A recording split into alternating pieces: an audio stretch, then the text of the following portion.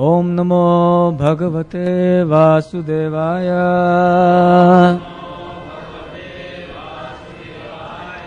Om Namo Bhagavate Vasudevaya.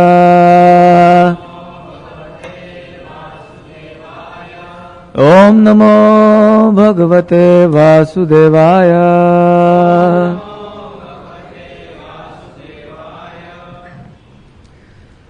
Today we are reading from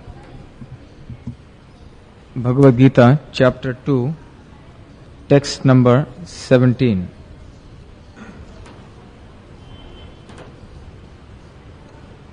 Kindly repeat after me.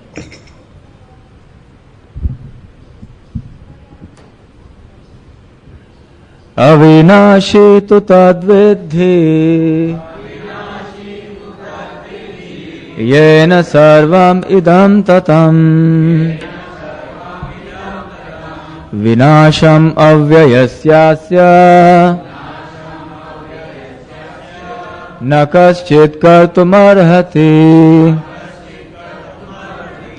Avinashi tu tadvidhi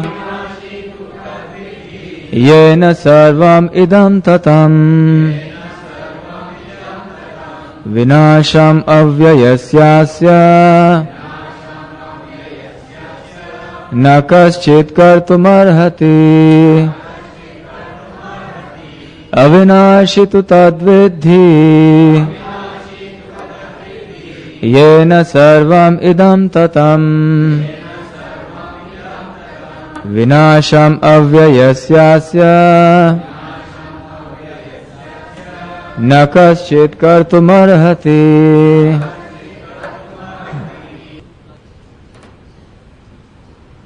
This is the opportunity to try. So now we will read the word for word meaning.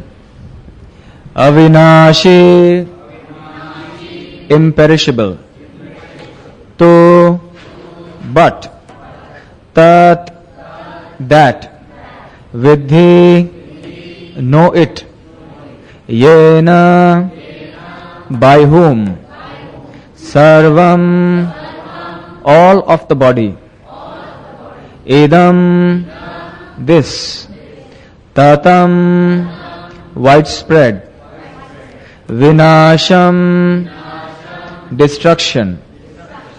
Avyayasya, of the imperishable. Asya, of it. Nakaschit, no one. Kartum, to do. Arhati, able. Translation by His Divine Grace, A.C. Bhaktivedanta Swami Srila Prabhupada. Know that which pervades the entire body. Please repeat. That which pervades the entire body is indestructible.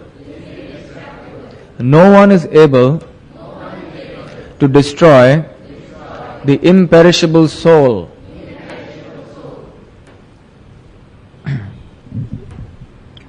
Om Jnanatimirandasya Jnananjana Shalakaya Chakshurunmilitam Yena Tasmai Shri Gurave Namaha. Namo Om Vishnu Padaya Krishna Preshthaya Bhutale Srimate Bhaktivedanta Swami Niti Namine Namaste Saraswati Deve Gaurvani Pracharane Nirvishesha Shunyavadi Paschatya Deshitarane Jaya Shri Krishna Chaitanya Prabhu Nityananda Shri Advaita Gadadhar Srivasadi Gaur Bhakta Vrinda Hare Krishna Krishna Krishna Hare Hare Hare Rama Rama Rama Hare Hare.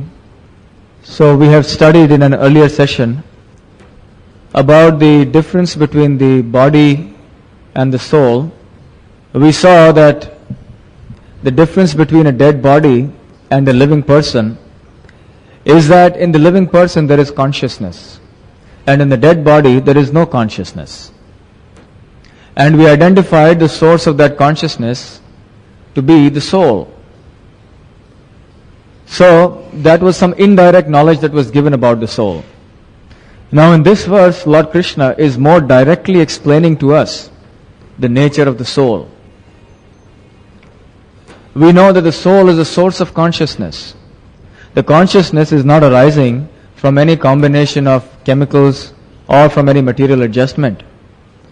When Lord Krishna is speaking here of that which is imperishable, He is not speaking of something that is part of this body, something that can be replaced.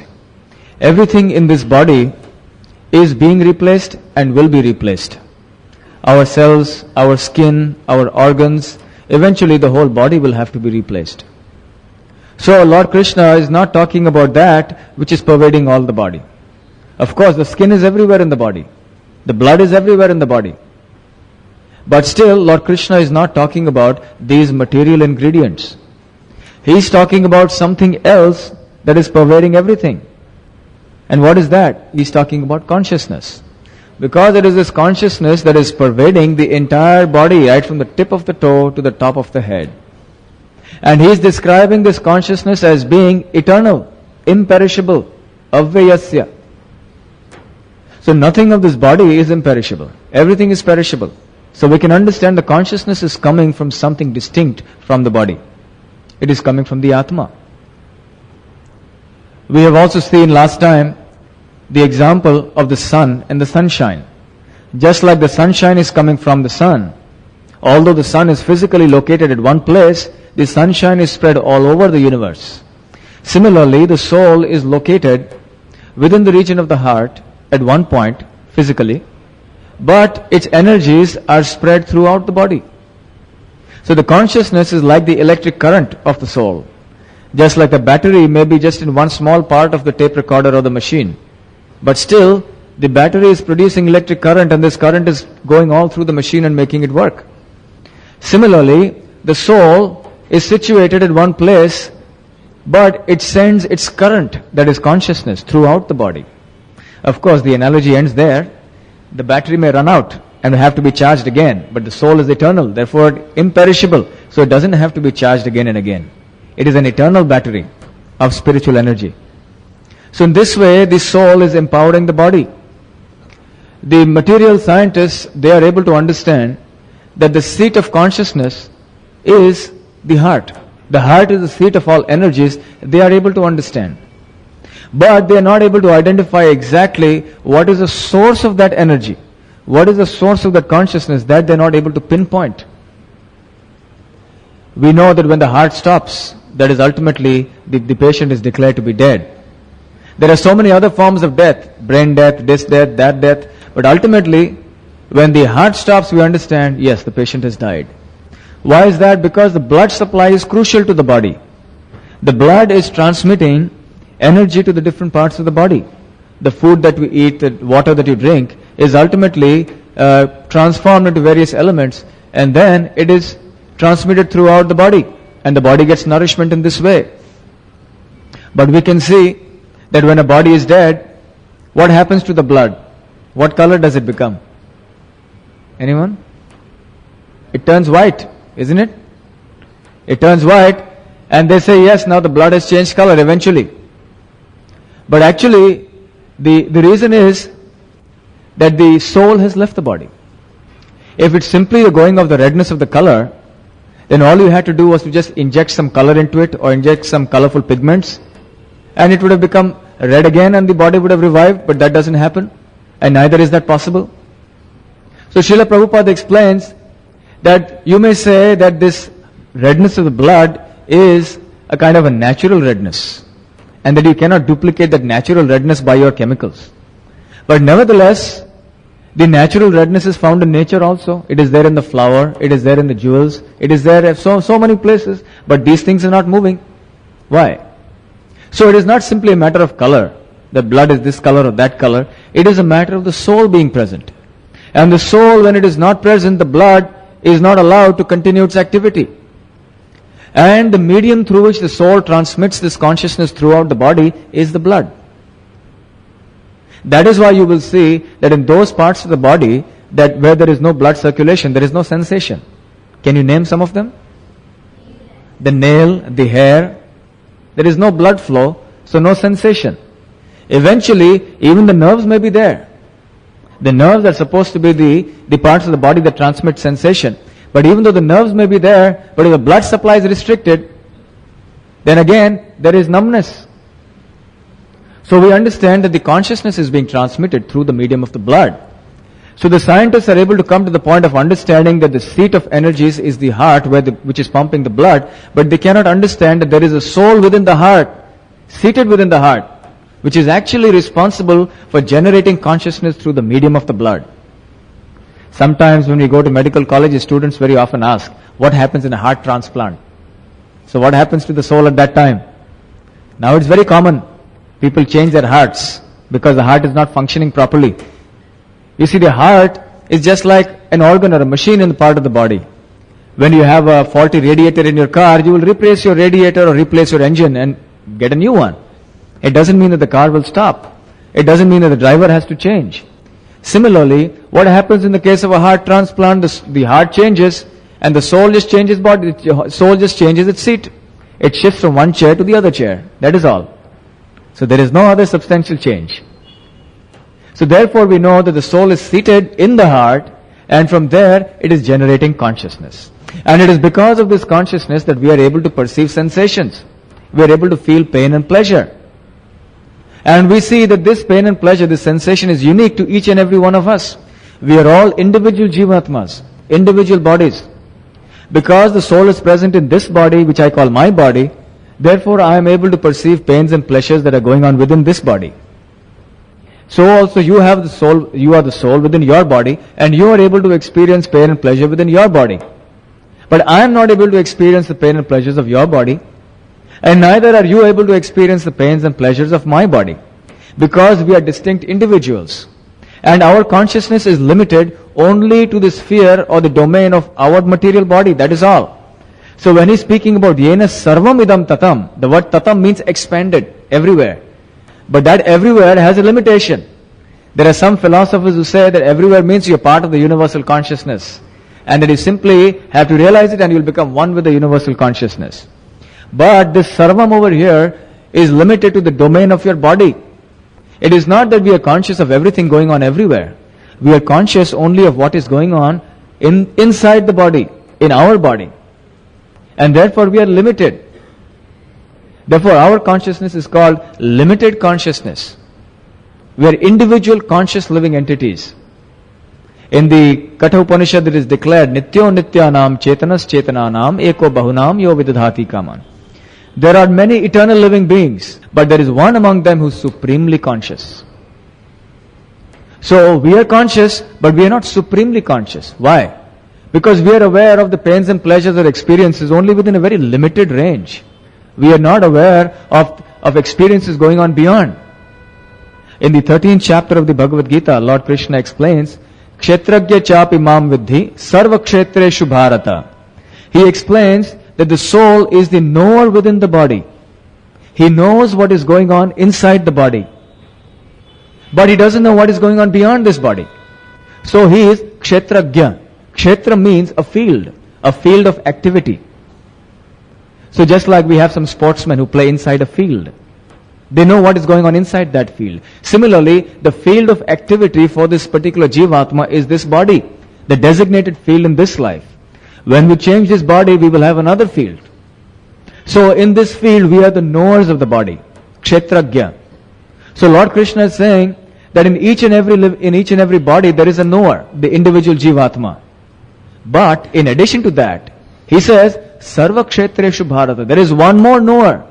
There is another entity who is present in the bodies of every living entity.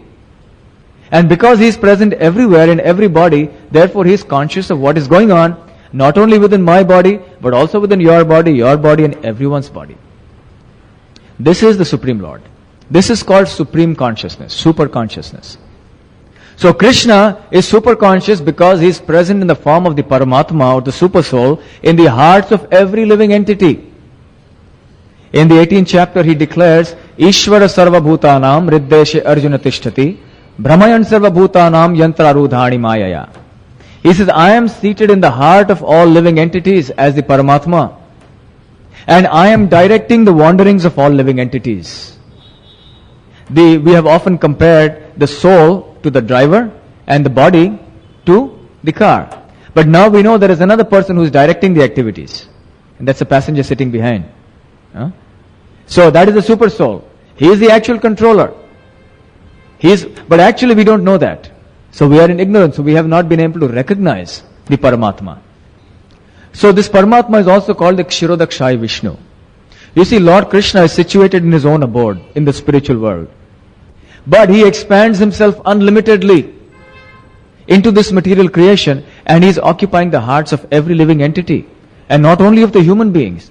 He is also present in every ant, in every worm, in every plant, in every insect, in every animal, bird, reptile, mammal, human being. Everywhere he is present.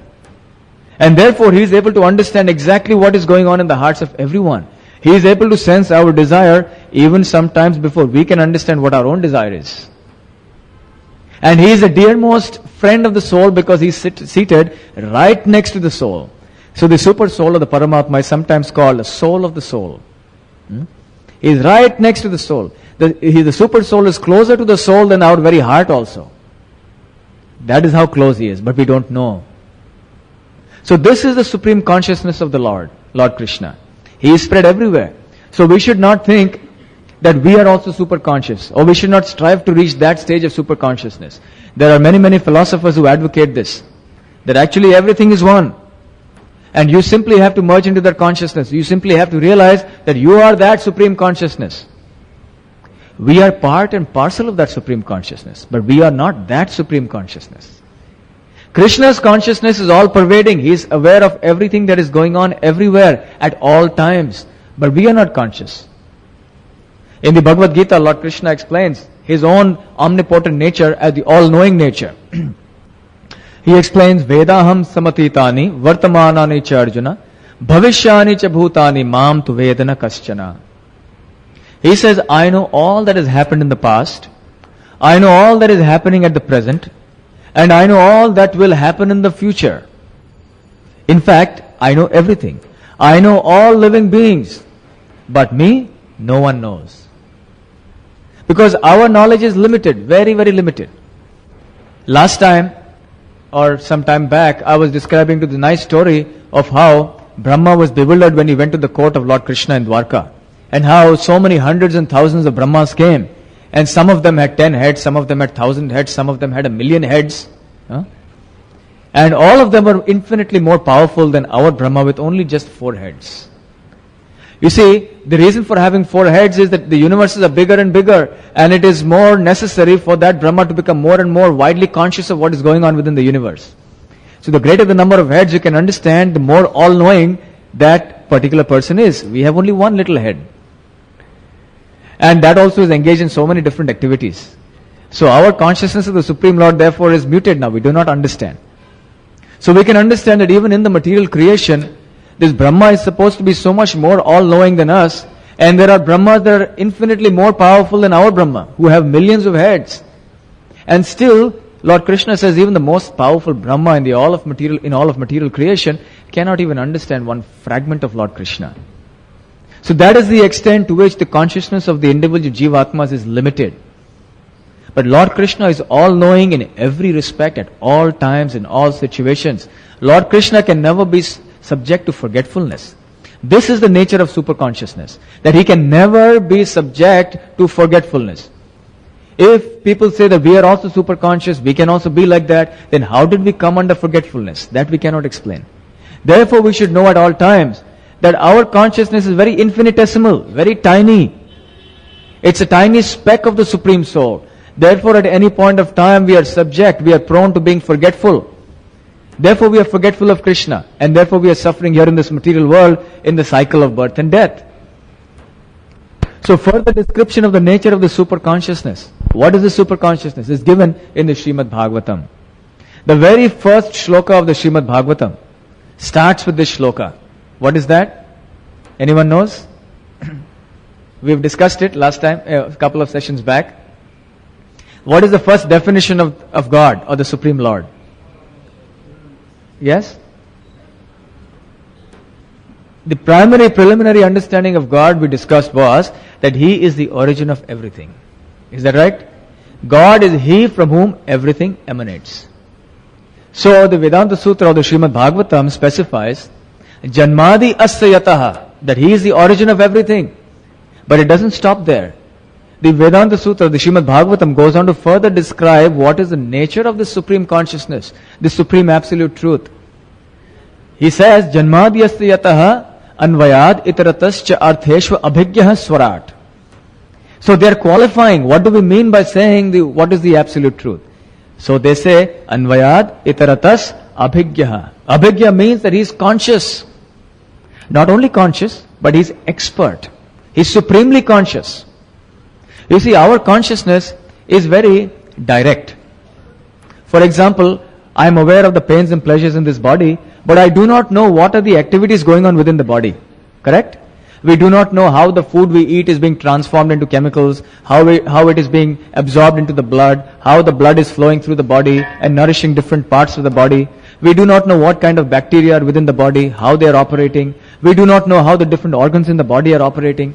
We do not even know probably exactly what are the organs inside the body. We don't have much indirect perception. We have perception that this is my finger. If you pinch this finger, or if this finger is burnt, I feel a sensation. But at the same time, I do not know what is making this finger move, what is exactly happening inside this finger. I do not know. Again, I am conscious that my hair is there. I am conscious of my hair. But that is only a direct consciousness. Indirectly, of course, that I am also not conscious. But all of you are conscious at least. So, at least indirectly, but we are not aware how it is growing in spite of the fact that we are cutting it again and again and still the hair grows. So directly we are conscious of so many things, but indirectly we are not conscious. In other words, our consciousness is only very limited. But in this preliminary definition of the Supreme Absolute Truth, Vedavyas describes the nature of Krishna as being what? Anvayad itaratas. Anvayad means directly. Itaratas means indirectly. So Lord Krishna is not only directly conscious, but he is also indirectly conscious of everything. We are only directly conscious, but we are not indirectly conscious. Lord Krishna is supremely both directly and indirectly conscious of everything at all times. And we are dependent on someone to tell us so many things. So we are dependent for our knowledge. But Lord Krishna is independent, Swarat. He doesn't depend on others for his knowledge, for his powers. Therefore, it is described that his powers and knowledge come naturally. If you remember when we were discussing the shloka Mayadhyakshena Prakriti, in which we discussed that Lord Krishna is a supreme controller, we saw that Lord Krishna is seated in one place, but he is controlling everything in this material creation and the spiritual world through the medium of his energies. His energies are diverse, infinite energies, and automatically everything is going on through the medium of his energies. In the Shvetashvatara Upanishad it is described, Parasya Shaktir Vividhaiva Shruyate Swabhaviki Jnana Balakriyacha. God has infinite energies, and through the medium of his energies he is acting. But how is he acting? Swabhaviki. Swabhaviki means naturally. Just like, for example, if you suddenly develop an itching sensation in your body, automatically your hand goes there and it scratches. It's a very natural response. Do you have to plan and think, oh, there is an itch now, so what should be the next step? Yes, I have to move my finger like this, then I have to move my hand like this, then I have to scratch. No. Naturally, spontaneously, automatically your hand moves and scratches. This is called Swabhaviki. Similarly, when Lord Krishna wants to think or wants to create this world, what does he do? He doesn't have to make plans. He doesn't have to make a model and draw on chart paper.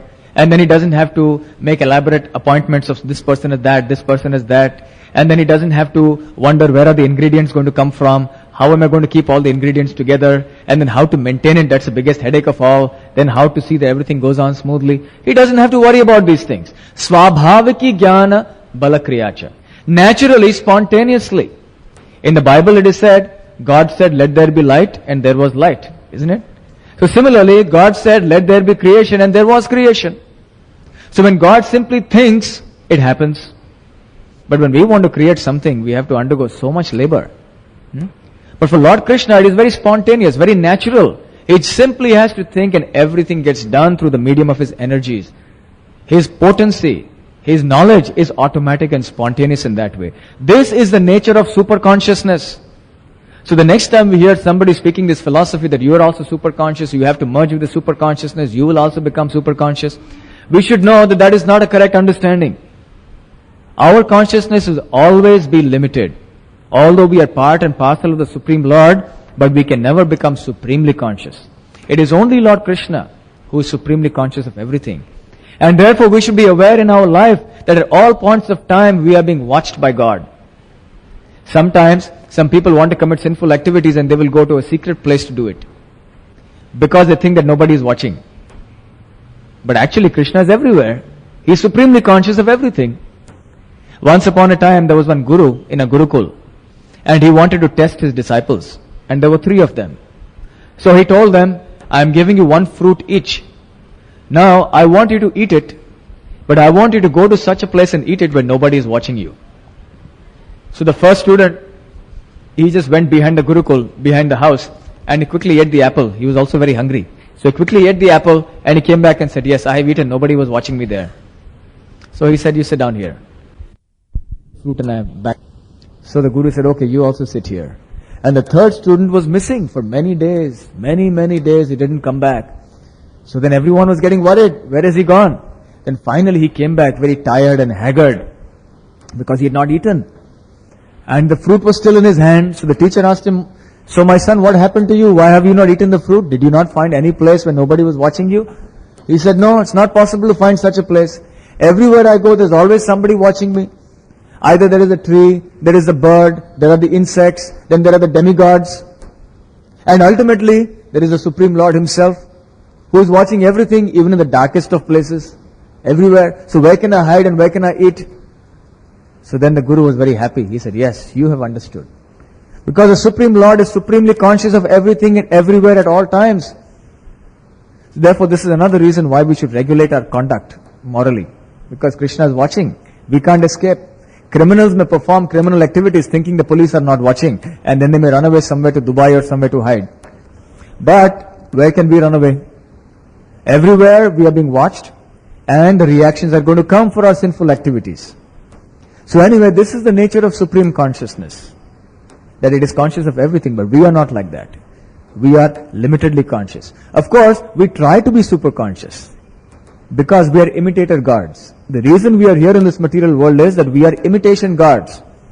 God is the only controller, enjoyer and proprietor. But we have tried to usurp that position, and that is why Krishna sent us to the material world. Okay, you want to imitate me, you want to be false lords, okay, go on to this material world and try to imagine, live in a dream world, go on. So we come here and we try to be supremely conscious, but it's not possible. You are seeing there are many novels which are very popular, these spy novels, espionage novels. What are these novels all about? How one country is trying to understand the defense secrets of another country, and they send spies to try to understand what are the secrets there. Because they don't know, they are limitedly conscious. They don't know what is happening beyond the lines of the enemy country. So they send spies, and they have so many electronic gadgets which they plant there so that they can get information. They can become more conscious of what is going on there. And then with advancement of technology, we find that now many countries are sending up spy satellites, isn't it? In the recent war between Iraq and America, do you know that all the nuclear installations of Iraq were spotted by spy satellites? America had so many satellites in the sky, and these satellites were watching, and they were able to observe that where is this activity, where are these Scud missiles and all these other nuclear rockets there. So they could bomb those places with great precision. So with so much effort, spending so many millions and trillions of dollars, so much effort, energy, we are able to become conscious of one little nuclear installation in some country. But when Krishna wants to be conscious of everything, he just has to desire. He is effortlessly, naturally, supremely conscious of everything. He doesn't have to struggle hard to be conscious. He is sitting there in the spiritual world automatically, and he is conscious of everything. He doesn't have to build spy satellites to know what is going on. So this is the nature, the difference between limited consciousness that is being referred to here in this shloka by Lord Krishna, and the supreme consciousness of the Supreme Lord. This understanding is very important, because whenever you go out in the world and you talk to people who have some idea of spiritual life, they will always talk this philosophy about being one with the cosmic consciousness. So we should be very clear. We are one in quality. but we are not one in the quantity. This is called achintya bheda abheda tattva, which means simultaneously we are one and different. So we are part and parcel of that consciousness. So once we have understood now the nature of that consciousness, of the Supreme Consciousness, and the difference between our consciousness and His consciousness, let us further study the nature of our consciousness. You see, the soul is pure consciousness. But when it comes into the material atmosphere, it gets polluted. And then it's covered over by so many material coverings, so many designations. It becomes contaminated. Just like rainwater is originally very pure. But when it comes into contact with the mud on the floor, it becomes dirty. It appears to be dirty, but actually water is always pure. Similarly, the soul is always pure. And the consciousness is also pure. But when it gets covered over by a material body, then it becomes polluted. Polluted by what? Polluted by many false designations. These false designations are called Maya. They are wrong designations because we are the soul, we are not this body. But somehow or the other we call ourselves man, woman, Brahman, Shudra, Indian, Pakistani, Tamilian, Maharashtrian, this, that and the other. So these are all wrong designations. The real pure consciousness is I am the eternal soul. So, even in our situation we find that our state of consciousness even now is being covered over by different stages of consciousness. In the scripture, 4 stages of consciousness are described. We are commonly aware of 3 of those stages. What are they? One is called Jagrati. Jagrati means the state of wakefulness. Now, at least I hope all of you are awake. So this is called a state of wakefulness. State of wakefulness means you are aware what is going on exactly around you. The second state of consciousness is called Swapna. Swapna means it is sleep but dream state. You are dreaming, having nice dreams. Or maybe nightmare also. So that is called a Swapna state of consciousness, which is different from the Jagrati state. And there is a third state of consciousness, which is called Sushupti. Sushupti means deep sleep. Now you have moved on into deep sleep and you're not even in the dream state. So what is the difference between these 3 states of consciousness? That in the first state, the consciousness is very acute, is very alert. But as you go into dream state or Swapna, the consciousness becomes a little subdued. And as you move into deep sleep or Sushupti, it becomes even more covered over. It becomes camouflaged. So it becomes even more deeper set. So this is the process of how consciousness is going on. We are only aware of these 3 states of consciousness. I will come to the 4th state later on. So in this way, we are only experiencing these 3 states. We are either awake, or we are dreaming, or we are asleep. And that is going on. And what is death? Death is nothing but extended sleep. That's all. Death means that you have just left this body and your consciousness is now in a state of deep Sushupti for a couple of months till it awakens to another term of bodily engagement, where the soul will again be once again imprisoned in another material body. And in that process, when the soul is in deep sleep, in human life for example, it has to be in the mother's womb for 7 months, non-stop. And that is a great engagement. I think I described to you when we were describing the shloka, Dehinosmin Yatha Dehe, that the consciousness is slowly evolving from within the womb of the mother. The soul is already present in the mother's womb from the time of conception, and around the soul the fetus is developing. This is described by Lord Kapila Dev to his mother Devahuti in the Srimad Bhagavatam. The biological ingredients of the fetus are being developed automatically because of the presence of the soul. And in this way the body of the child within the mother's womb is growing. But the consciousness is still very subdued. It is like when we are in an operation theater and the surgeon has given us some chloroform and we are unconscious. So the baby is in that condition. The child is unconscious, but actually the consciousness is there, but it is covered over very deeply. So for the first 7 months it is described that the child is not conscious of external surroundings. And at the 7th month, the consciousness awakens. The child wakes up and looks around and is confused. Everywhere he sees darkness and everywhere is only suffering like anything. The worms in the mother's stomach are eating into the tender skin. The pungent food that is taken in by the mother, that is also burning the tender skin of the child. Whenever the mother moves here and there, the baby is being tossed around in the mother's womb here and there. and furthermore it has been cramped up in that place, in the small confines of the womb for so long, for so many months. So it is feeling very uncomfortable. And so much so that he prays to the Lord that please release me from this hell. I promise you when I come out of this womb, I will become your devotee. But when the child comes out of the mother's womb, then he forgets. He comes into Maya. He comes out crying and then he gets entangled in Maya. So this is how the consciousness is transformed.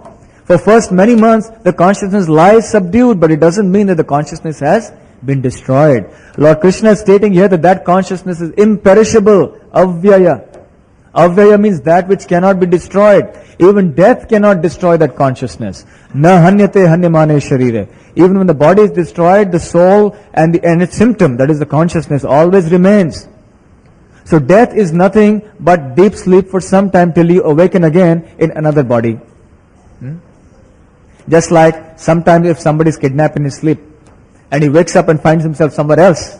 So he's woken up only to find himself somewhere else. Similarly, you die and you die to this body and you wake up to find yourself in some other body. That's exactly like that. According to a karma, karmana deva netrena, we will get another suitable material body. So this is how the consciousness is being transformed. But consciousness can never be annihilated. So now the question is, which of these three is the proper or the true state of consciousness? Now you're sitting here listening to Bhagavad Gita lecture and you think this is reality. And nothing else is reality. But when you go home and you lie in your bed and in a dream, you dream that yes, you're a king and it is so pleasant, you have so many subjects, nice palace, so much wealth, everything is nice and wonderful. And when you're dreaming that you're the king, does it seem false? Do you remember that you were sitting just in the previous evening in the Bhagavad Gita lecture? Do you remember that? You don't remember. You have forgotten. You are not conscious of your existence in the wakeful state, in the Jagrati state. You are as good as dead to that. You don't know anything except the fact that you are a king. That's all you know when you're dreaming that you're a king, isn't it? For a person who's dreaming he's the king, he doesn't think he's dreaming. He thinks this is real. I am the king. Only when he wakes up does he realize, oh, he laughs it off. No, I'm the king. I'm just a simple person and today I have to reach my office at 9:30 in the morning. So when you're in the dream state, you forget your wakeful state. When you're in the wakeful state, you forget the dream state, isn't it? And when you drift off into deep sleep, then what happens? No king, nothing. No Bhagavad Gita lecture, nothing. Everything is simply quiet. Then what do? What is real then? When you're in deep sleep state, you don't remember your dream state, you don't remember your wakeful state. So when you're in any of one of these three states, you forget the other two. So which is the real state? There is a very nice story in this regard which I like to keep saying because such a nice little example. Once upon a time, there was a king. And this king had a dream. He dreamt that he was a butterfly. And he was going in a garden. And he was hopping from one flower to another flower. And he was sucking the nectar from each flower. And in this way he was enjoying very nicely. So many beautiful gardens. And the scene was very realistic. Very realistic. And then the king woke up from his dream. And so realistic had the dream been that the king was nonplussed. He was thinking, he went into deep thought which disturbed him a great deal. And so disturbed did he become that immediately in the middle of the night he summoned all his ministers to his bedroom. And he said, come here immediately. And they all came in a great fear, wondering what was going to happen. And then he said, now very gravely, I have one question to ask all of you. But before that I will pose the problem before you. The problem is this. Last night I dreamt that I was a butterfly. And the dream was very realistic. But now that I have woken up, there is one thought that is troubling me very deeply. And I want you to solve that. And the thought is this. That the dream was so realistic that I'm beginning to wonder. Am I the king who dreamt that he is the butterfly? Or am I the butterfly who is dreaming now that he is the king? And that you are also part of my dream, all of you ministers. Which is true? And I want you to tell me now. You can discuss for some time. And if you don't give me the answer, I will chop your head off. So all of them were trembling. They had been used to giving advice on matters of government, military affairs, and whom to conquer and whom not to conquer. And in the middle of the night, the king comes and asks them about whether he is a butterfly or a king. Now this is something very strange. So they were not accustomed to these things. So they become very fearful. Now supposing you are one of the ministers, what would you reply? Anyone? What would you reply? Remember, the sword is there, ready. And the head can be chopped off any time. Yes? That's one answer. Neither the butterfly nor the king. Anyone else? Yes? Night dream and daydream. Okay. Anyone else? Both are dreams. So all three answers that have been given are all correct. Actually speaking, the king is neither the king nor the butterfly. Sometimes you dream, and in your dream you sleep, and then you dream again in that dream, isn't it? You wonder that in your dream you're thinking, now I'm a king, and I'm going to sleep on my soft bed, and as a king I have fallen asleep, and as a king I have dreamed that this and this. So there is a dream within a dream. So is there any substantial difference between a dream or a dream within a dream? They're all the same. It's all illusion. So what difference does it make whether there is a dream within a dream or a dream? A dream within a dream is a dream. So therefore it's all illusion. So actually the king is not the king. He is the Jivatma. He is the eternal soul who is presently occupying the body of that king. And he wrongly identifies himself out of Maya, thinking I am the king. And these are my ministers, and I have the power to chop their heads off. And when he was dreaming, he was thinking, I'm the butterfly, and these flowers are so wonderful, and I'm hopping from flower to flower. So both states are false. From the state of view, from the point of view of the dream state, the Jagrati and the Sushupti are false. From the point of view of Jagrati, the Swapna and Sushupti are false. From the point of view of Sushupti, Jagrati and Swapna are false. So, what is that point of view from which all three are false and which is real? Is there a state of consciousness that is real? That is the consciousness that I am the Jivatma. I am the eternal soul. And all these three states of consciousness, Jagrati, Swapna and Sushupti, are simply temporary changes of my state of consciousness. They are being expressed through the medium of the body. Depending on the condition of the body, sometimes I'm wakeful, sometimes I'm dreaming, sometimes I'm awake, I'm asleep and so on. And that state is called the state of Samadhi, or also called the state of Turiya. That is the state of higher consciousness, our natural consciousness. And we have to come to that platform of consciousness, because that is the only reality. When we begin to understand that I am not this body, I am not the mind, I am not the intelligence, I am not the ego, I am not all these upadhi. Upadhi means designations.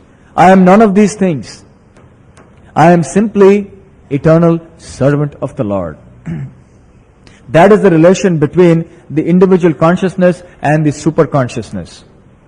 We are not the super consciousness, but we are eternal servants of the supreme conscious being, Lord Krishna. And therefore the perfection of our consciousness is to render service, because the servant must serve. So, how should we wake up? What is the state of coming to that fourth state of consciousness? Simply by performing activity that is in relation to that state of consciousness. What is that? Devotional service to the Lord. When you begin serving the Lord, even though now we don't have strong faith that we are servants of the Lord, we still think we are Lord and Master of this world. But by the simple process of serving God through so many different ways, principally the process of Shravanam Kirtanam, which means hearing the name of God, hearing the pastimes, hearing His glories, and chanting them, automatically what happens? We rise beyond the limitations of these three states, and we come to understand that actually I am the pure spirit soul, I am part and parcel of the Supreme Lord Shri Krishna. I have nothing to do with these three states of consciousness. I have nothing to do with this body. And the easiest way to discharge devotional service is to chant the holy names. Particularly in this Kali Yuga, Hare Krishna, Krishna Krishna, Hare Hare, Hare Ram, Ram Ram, Hare Hare. By chanting this Mahamantra, automatically we wake up to our eternal consciousness. Just like when a man is dreaming or sleeping, or a man is talking in his sleep, what do? Somebody shouts, immediately he wakes up, isn't it? Or some noise is made. Similarly, even just like the material body is woken up by material sound, the soul which is spiritual, which is sleeping right now inside the heart, the spiritual soul can be woken up by spiritual sound vibration, which is the name of God. So automatically by chanting this spiritual sound vibration, you will regain your original spiritual consciousness. And what is the proof that this Mahamantra can regain your original consciousness? The proof is, it works. Try it. Sometimes people challenge, this is just hypnotism. I can chant anything. But if you try chanting Coca-Cola or Baba Black Sheep had so many things, you try chanting, it will not work. In fact, you will not be able to chant for more than a few hours. But devotees have been chanting Hare Krishna Mahamantra for years and years and years together, and they're getting more and more attached to the chanting process. The more they chant, the more they become used to and they want to chant more and more. Which means that this sound is not ordinary sound. It is spiritual sound vibration. And therefore, it is able to wake up the sleeping soul. Incidentally, if the sleeping soul can be so powerful that it is energizing us, can you imagine how much powerful the soul will be when it is woken up? How much more energetic, how much more dynamic it will be in its full state of spiritual wakefulness? That is what we want to head for. That state of spiritual consciousness. And this state of spiritual consciousness is superimposed upon the earlier three states of consciousness. It is not that a person who has reached that state of samadhi, that he doesn't sleep or that he doesn't dream. No. He does all these three things, but right through in the background, he is always conscious of Krishna, the supreme conscious person. Always. This is the nature of the pure limited consciousness. Right now, our consciousness is limited but impure. So the transformation from impure limited consciousness to pure limited consciousness will come by recognizing the fact that Sri Krishna, the Supreme Lord, is my Lord and Master, I am His eternal servant, and I can revive that natural relationship with Him by the simple process of chanting His holy names, by associating with the devotees of the Lord, by eating His prasad, by understanding Bhagavad Gita, Srimad Bhagavatam and so on. So we also need to simultaneously perform to avoid certain forbidden activities, which keep us bound to this bodily state of consciousness. For example, the four regulative principles: no meat eating, no illicit sexual activity, no intoxication, no gambling. So by doing these various forms of do's and don'ts, we are able to slowly rise to the platform of that higher state of consciousness, where we can be in tune with that supreme state of consciousness. At that time, the Paramatma from within, we are able to recognize Him, we are able to understand, we are able to hear His voice from within. And that is the role of the spiritual master. The spiritual master is introducing us, the Atma, to the Paramatma within the heart. Come on, shake hands. You have been together for such a long time. And the Paramatma is eager to come to you, but you are not eager to go towards Him. So come on, purify your heart, become pure, and understand that the Supreme Consciousness is there right next to you in the heart. Become aware, wake up, rise. So therefore the saintly souls have always come from time to time to wake up the sleeping souls. And they always chant, Jiva Jago, which means, wake up sleeping soul. Wake up and stop sleeping in the lap of the witch called Maya. This is the song of Lord Chaitanya Mahaprabhu. When he sings that, Jiva Jago, Gora Chandra Bole. Khota Nidra Jao Maya Pisha Chira Kole. That stop sleeping in the lap of this witch called Maya, in illusion. Wake up. You are actually a free, eternal living entity. Your position is that you are Satchit Ananda, eternal, full of knowledge, full of bliss. That is your position. Awaken to that. This is real happiness. This is real freedom. And that should be the goal of our life. So that is our true state of consciousness. So this is what is being described by Lord Krishna in this shloka here. So we will stop here for any questions and answers for 10 minutes, if you have any. You mentioned that the kind of consciousness one has differs from person to person, right? Is that what you said?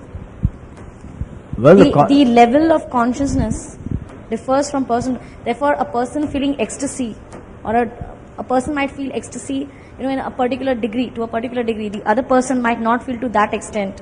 Or maybe, if someone is feeling pleasure, the other person, he will not be able to understand how much pleasure the other person is feeling.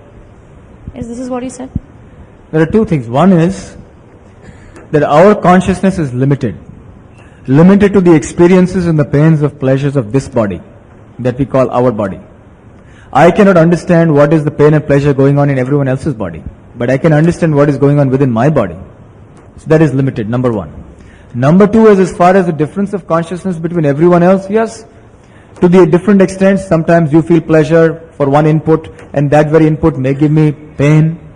So our levels of consciousness are all different. Everyone is an individual and each person's consciousness is at a different level. And even this consciousness can be either material consciousness or spiritual consciousness. When we are asleep to our real identity as a spirit soul, we are in illusion and therefore we are only conscious of the body. This is called bodily consciousness. And when we are spiritually conscious, we become pure. So there is an in-between state that is called a state of trying to struggle to wakefulness. Just like when somebody wakes you up, come on, get up, it's time for Mangalarti, you have to go to the temple to go to chant your rounds early in the morning. And you say, oh, it's so difficult, I don't want to get up, maybe this. You don't want to get up, it's a transition state. So devotees of the Lord who are trying to wake up to their spiritual identity, to the higher state of consciousness, are in this state of waking up. So somebody has woken up more, somebody has woken up less. Like Kumbhakarna, when he was woken up, he took very long time. And there had to be bugles and drums and all kinds of things to wake up Kumbhakarna, and then he would rouse from his slumber. So similarly, we have been in deep slumber for so many millions of lives. So the process of waking up is also taking a few lifetimes. So it may be that somebody is more awake than somebody else, and therefore he is able to feel that spiritual ecstasy to a higher degree. Yeah, in the same connection, the question was that, okay, if this is it, then why during a kirtan or when there's Sankirtan going on, when you watch people performing Sankirtan, how is it that you experience almost a similar kind of feeling that the other person is feeling? The same ecstasy, a similar, and you watch the other person doing Kirtan and your ecstasy grows, the person watching you doing Kirtan, the ecstasy. So how is it that, though one person feels, in this context you feel that, okay, I might not be able to perceive or I might not be able to enjoy the same kind of pleasure the other person is feeling. But why during a Kirtan or certain cases that you are able to maybe feel that is similar type? That is the nature of spiritual activity. The nature of Kirtan or the transcendental sound vibration is that it automatically makes everyone feel ecstatic. You can see when Lord Chaitanya Mahaprabhu went to the Jharkhand forest, he made the animals dance in ecstasy. This is not a figment of any imagination. They were actually dancing, and you can see this small model over here. So the animals also were in ecstasy. That is the nature of the spiritual sound vibration. So when it is chanted in the association of devotees and when you indulge in spiritual activity, automatically you experience some ecstasy. But because we have not yet fully woken, so we may experience that ecstasy only in bits and pieces, a little bit here, a little bit there. It is not steady. The pure devotee of the Lord, however, is 24 hours in that state of ecstasy. So we sometimes experience and we sometimes don't experience. That is because we are still attached to our sleep of ignorance. So we share in the ecstasy. That is the nature of spiritual activity or devotional service to the Lord. Are there any other questions? Yes, Mike?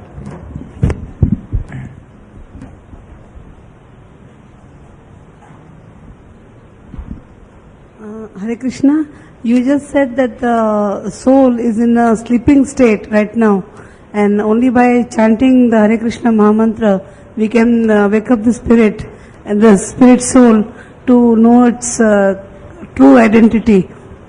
Then in this sleeping state, who is dreaming all these dreams, and how is it that our normal activities are going on and we identify ourselves so much with the body? Then who is this person who is thinking that I am the body?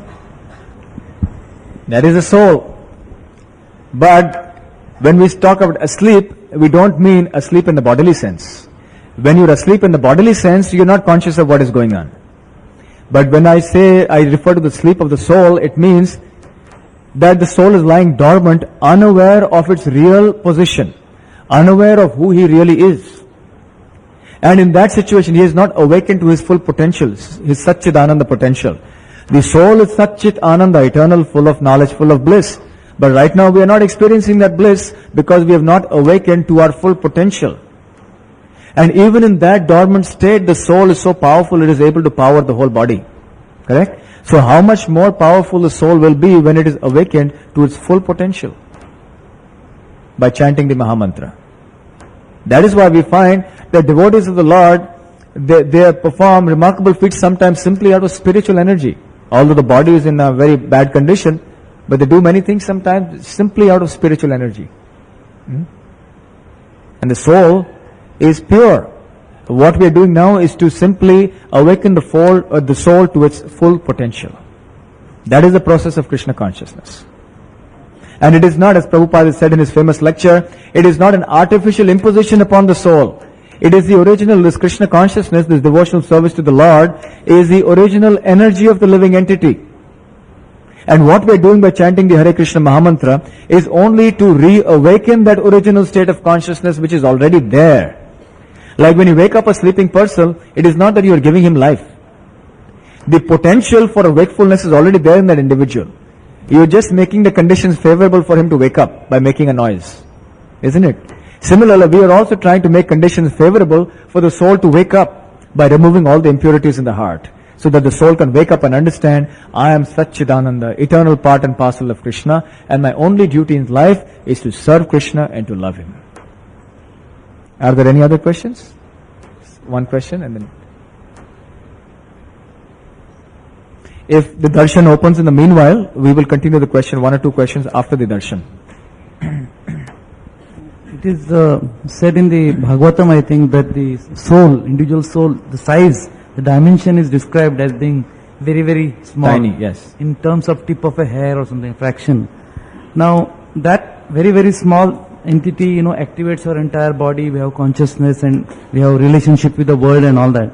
And then we also have the super soul, which is infinitesimally so large and so on. I mean, what is the role that soul plays? I mean, The super soul? I mean, in terms of, is there any dimension or anything like that?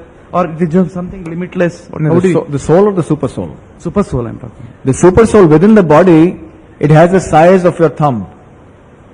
Krishna is the size of your thumb according to the size of your body. So in an ant's body, he is in the size of the ant's thumb. In our body, he is in the size of our thumb. And the Atma is right next to it, next to the super soul.